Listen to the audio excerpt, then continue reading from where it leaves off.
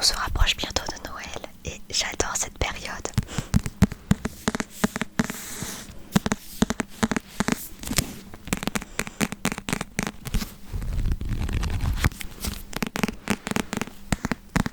Aujourd'hui, avec l'accord de Mira El Jundir, je te lis le chapitre 9 de la partie 2 du tome 1 de Caleb. Ce sera un chapitre assez court.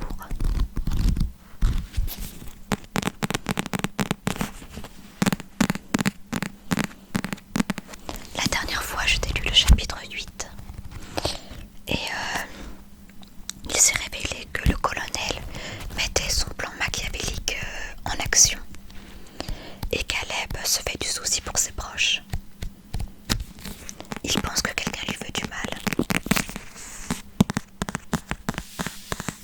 Puisque Vulcan, donc une personne avec qui il a discuté sur le forum ETV, lui a dit de se méfier.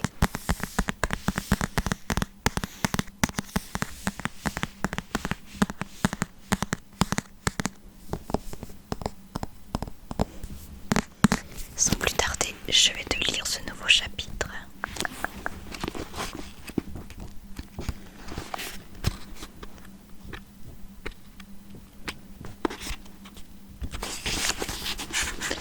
Chapitre 9, chapitre 9, chapitre 9. Caleb donne 3 coups brefs sur la porte en bois. Bruit d'un verrou qu'on actionne. Main sur la poignée. Chaîne de sécurité qui bloque l'ouverture. Dans l'entrebâillement, une frêle silhouette enfantine. « Bonjour Emma, tu te souviens de moi ?» La fillette opine sans parler. « Ta maman est là ?»« Non. » Pourtant, Caleb peut sentir la présence de Mathilde à quelques mètres à peine. « Tu veux bien aller la chercher et lui dire que Caleb est passé la voir, ma puce ?»« Non. » Emma entre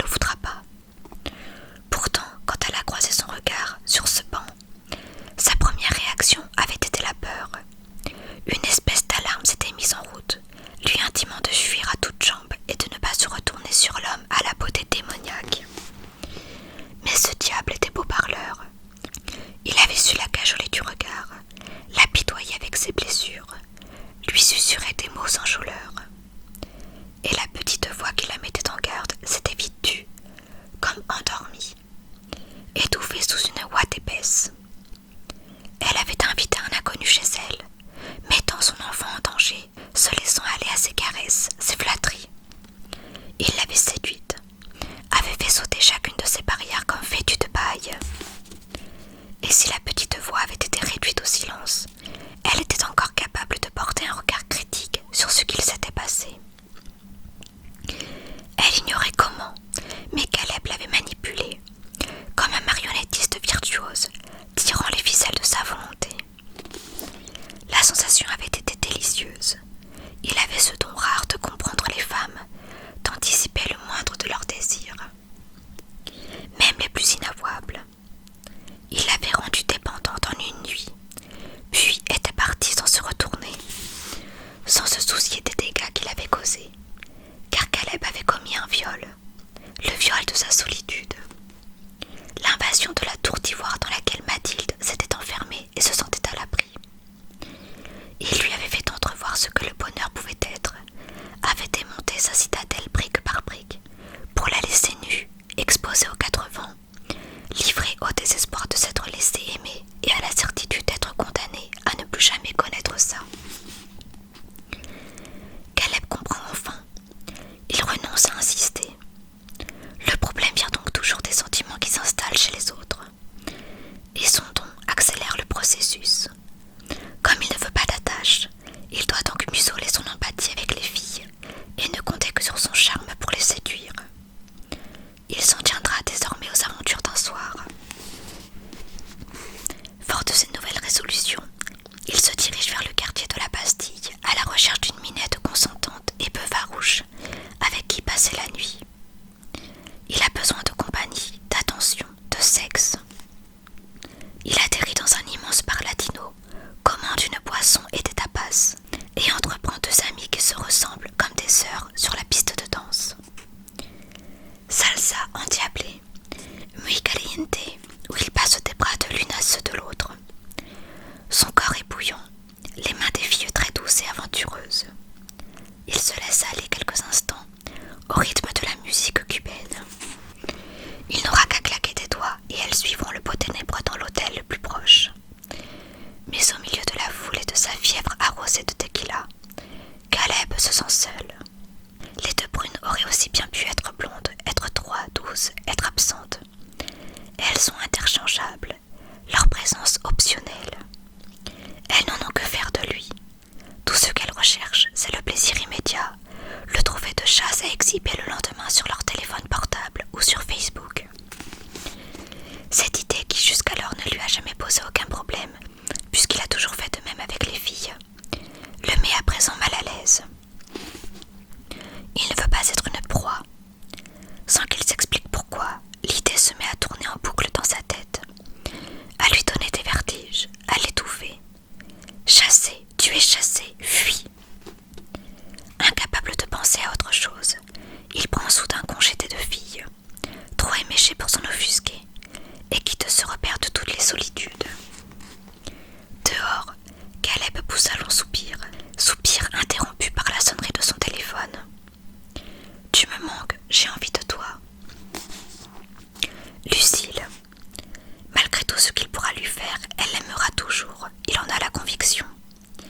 Et bien qu'il n'ait aucune intention de donner une chance à leur histoire, il sourit en pensant qu'il ne sera jamais vraiment seul tant qu'il pourra susciter ce genre de sentiment. Le colonel l'a convoqué pour 5h30 du matin. Il sait son assistante insomniaque et préfère qu'ils s'entretiennent à l'heure où les idiots dorment encore. Il aime la discrétion de la nuit. Elle arrive à 5h36. Ponctualité, peste-t-il. Désolé, ça ne m'intéresse pas. Bien, colonel. Le colonel n'est pas un homme patient.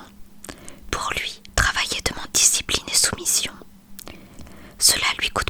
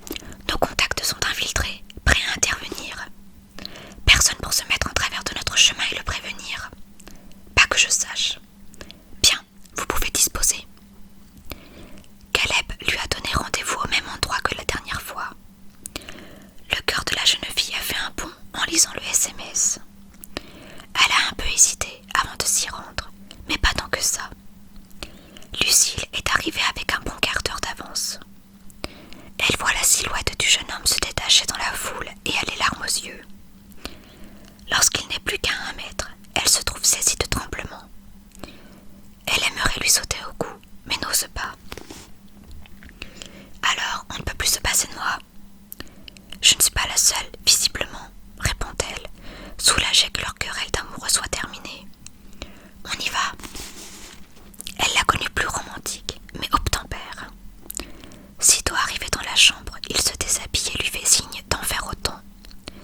Sans autre forme d'attention, il la possède. Bestiale, mécanique, égoïste, elle ne peut retenir ses larmes et ne les voit pas. Retourne-toi. Non, arrête, tais-toi.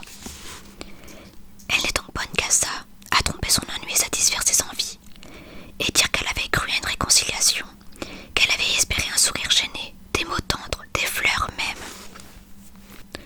Lucille tombe de haut, à genoux sur un matelas trop mou, tandis que le garçon qu'elle aime la traite comme un vulgaire objet. Caleb retombe sur le côté, la tension est passée. Il tourne son visage vers la fille, elle fait la tête. Qu'est-ce que t'as? Si c'était juste pour me sauter, t'aurais aussi bien pu te payer une pute. Alors que tu me fais ça gratuit, raille-t-il. Mais Lucille n'a pas le cœur à la querelle. La voyant au bord des larmes, Caleb se radoucit un peu. Pas question qu'elle lui gâche son plaisir. Écoute, si c'est pour jouer les vierges effarouchées, après, je ne vois pas l'intérêt de m'envoyer des SMS chauds comme la braise. Quel SMS? C'est toi qui m'as contacté. Tu déconnes? T'as oublié ça, dit-il en attrapant son téléphone pour lui montrer le message. Lucille le lit et blêmit. Je n'ai jamais envoyé ça. Et c'est la fin de ce chapitre. Un chapitre qui promet pas mal de rebondissements pour la suite. D'autant plus que Lucille et Caleb se font manipuler par le colonel.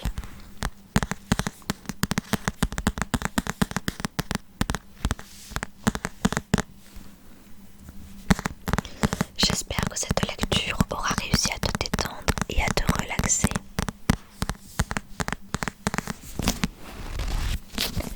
Je te souhaite de passer une très bonne journée, une très bonne soirée ou une très bonne nuit. Et je te dis à bientôt pour une prochaine lecture chuchotée qui sera sur l'école du bien et du mal de Soman Shenani.